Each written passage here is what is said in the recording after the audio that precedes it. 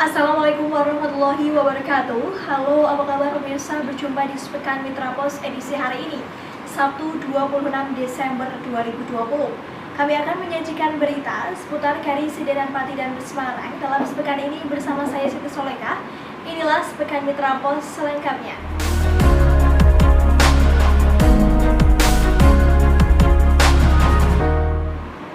Diawali dengan berita pertama pemirsa, Kapolres Pati AKBP Ari Prasetya Syafaat menyiapkan 680 personil dalam operasi lilin 2020.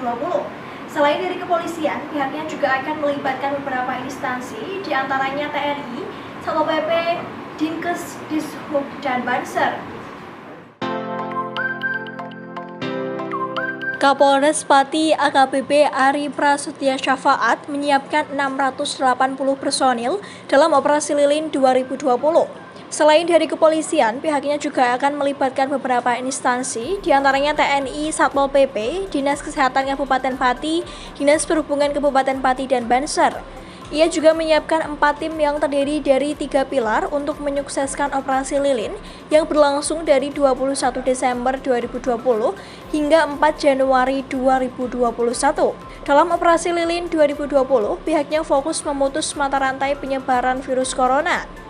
Hal ini sejalan dengan pernyataan Kapolri Jenderal Pol Idam Aziz. Maka dari itu, pihaknya telah mendirikan 2 posko pemantauan di 2 titik. Ari mengaku akan menindak tegas masyarakat yang tidak menerapkan protokol kesehatan, salah satunya memakai masker. Dari Pati, Umar Hanafi, Mitra Pos melaporkan. Bawaslu Rembang memanggil dan memintai klarifikasi terhadap para saksi dan pelapor di kantor Bawaslu Senin kemarin. Pemanggilan terkait laporan dari pasangan Harno Bayu dengan dugaan kecurangan dan pelanggaran kode etik pemilu yang dilakukan PPK di 9 kecamatan dalam Pilkada 9 Desember lalu.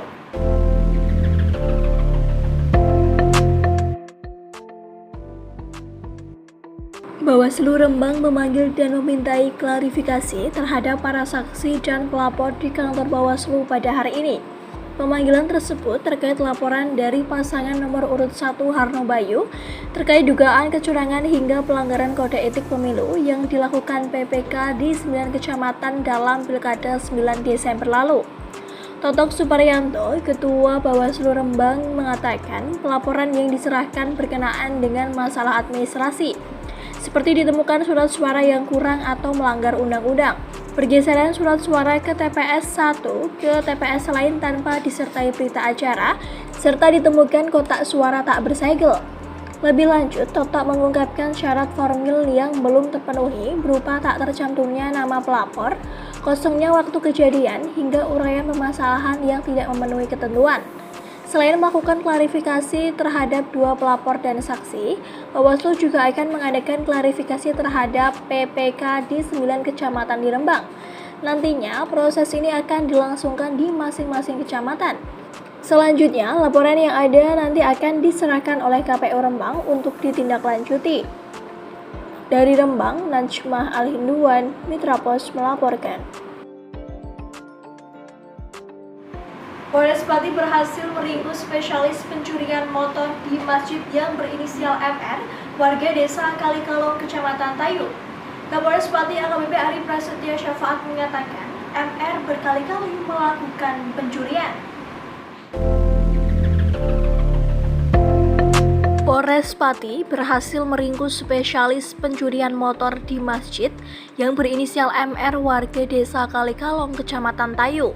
Kapolres Pati AKBP Ari Prasetya Syafaat mengatakan MR berkali-kali melakukan pencurian dan tempat yang menjadi favorit untuk melakukan operasi pencuriannya adalah masjid. Ia mengaku selalu memilih waktu subuh lantaran belum banyak masyarakat yang beraktivitas. Dari aksi yang dilakukan oleh MR itu, setidaknya ada 14 kendaraan roda 2 yang berhasil diamankan. 7 motor sudah menjadi barang bukti dan 7 lainnya masih dalam pengembangan. Kasat Reskrim Polres Pati AKBP Sudarno menambahkan modus yang dilakukan pelaku dalam aksi pencurian itu adalah dengan merusak lubang kunci dengan menggunakan kunci T. Setelah motor berhasil dikuasai, nomor mesin dikaburkan menggunakan mesin Gerindra.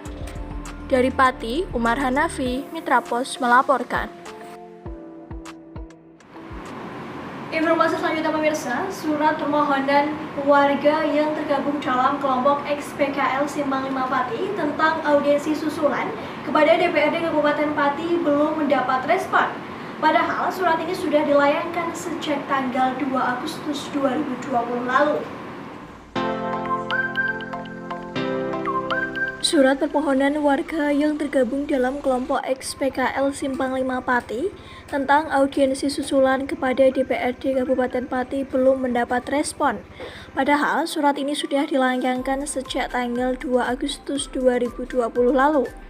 Diketahui bahwa audiensi antara pihak PKL dan Dewan Pati sudah dilakukan 2 kali.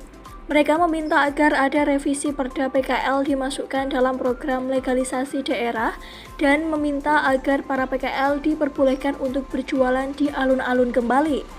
Tukul, Ketua PKL X Simpang 5 yang sekarang menempati area pusat kuliner tempat pelelangan kayu, mengungkapkan para pedagang juga masih mempertanyakan transparansi relokasi yang terjadi saat ini. Tukul merasa sejak relokasi diskusi antara Dewan, Pemkab, dan pihak PKL sangat minim sehingga para pedagang bingung untuk mengemukakan pendapat kepada siapa. Bila tidak diizinkan untuk menempati Simpang 5 kembali, setidaknya Pemkab Pati memberikan solusi agar omset pedagang bisa meningkat. Pasalnya, sejak direlokasi rata-rata omset pedagang menurun hingga 80%. Beberapa pedagang malah diketahui tak mampu berdagang karena kehabisan modal. Kepada Pemkab, ia pernah mengusulkan untuk mengisi PKL TPK dengan wahana permainan untuk menarik pengunjung dan wisatawan. Dari Pati, Moh Anwar, Metropos melaporkan. Kreatif, kata itu pantas disematkan kepada para petani di Desa Pasuruhan, Kecamatan Kayen, Kabupaten Pati. Puluhan petani yang sawahnya terendam banjir justru menjadikan bencana alam untuk mencari peluang rezeki.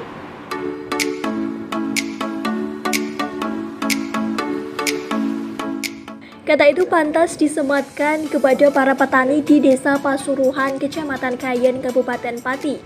Puluhan petani yang sawahnya terendam banjir justru menjadikan bencana alam untuk mencari peluang rezeki. Mereka menyulap puluhan hektar sawah yang kebanjiran menjadi wahana wisata perahu. Terdapat puluhan perahu berbagai jenis yang disewakan para petani untuk mengajak para pengunjung berkeliling mengitari sawah yang terendam banjir. Ada perahu dayung, perahu motor, hingga perahu bebek kayu.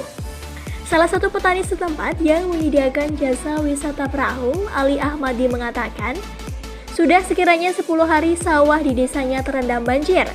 Ketinggian air mulai dari setinggi lutut orang dewasa sampai sekira 1,5 meter. Ali sendiri memiliki sawah 1/4 petak yang kebanjiran. Usia padi yang ia tanam sudah 2 bulan. Ia mengaku rugi sekiranya 3 juta rupiah akibat banjir ini. Namun, ia ikut menawarkan jasa perahu demi menutup kerugian yang ia alami. Ali mengatakan perahu yang ia gunakan untuk mengangkut wisatawan ialah milik orang tuanya. Ketika tidak ada banjir, perahu ini biasanya digunakan untuk mencari ikan di sungai. Dengan tarif Rp5.000, Ali mengajak pengunjung berkeliling areal sawah sekiranya 10 menit sebelum berganti ke penumpang lainnya. Ia mengaku belum mengetahui apakah dengan menyewakan jasa wisata perahu, ia bisa menutup kerugian gagal panen atau tidak. Dari Pati, Umar Hanafi, Metropos melaporkan. Informasi selanjutnya pemirsa, PLT Direktur RSUD RA Suwondo Pirno mengatakan saat ini pihaknya merawat 67 pasien positif COVID-19. Para pasien ini berstatus orang tanpa gejala, pasien yang mempunyai gejala, hingga pasien yang mempunyai penyakit bawaan atau komorbid. PLT Direktur RSUD RA Suwondo Pirno mengatakan saat ini pihaknya merawat 67 pasien positif COVID-19.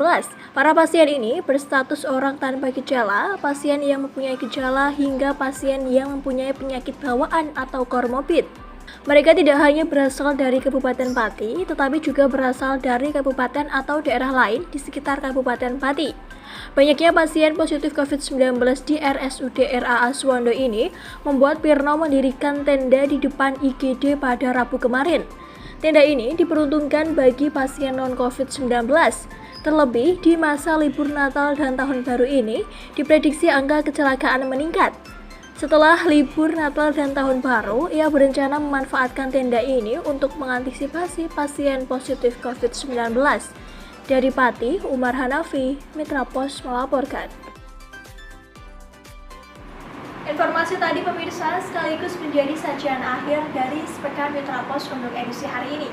Informasi mengenai berita dan kejadian terupdate sekarisi di Pati dan Semarang dapat Anda akses di www.mitrapos.com.